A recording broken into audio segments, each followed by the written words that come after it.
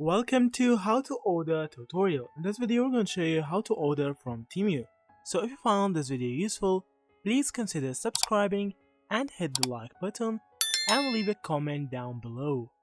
So first we need to open Temu app. After that you can search or choose the item you want.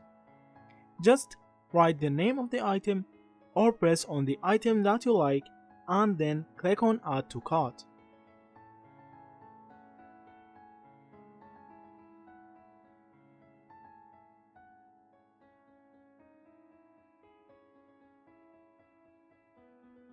After you finish ordering, click on go to cart and then see all you order. You can edit your cart from here.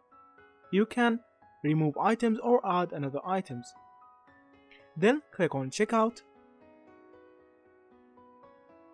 After that, click on continue to checkout. Then from here you can add your payment method and your address that the order will be shipped to. Then you can click on submit order and the order will be shipped from 7 to 12 days. So if you found this video useful, please consider subscribing and hit the like button and leave a comment down below. So that's it. Thank you for watching and see you in the next videos.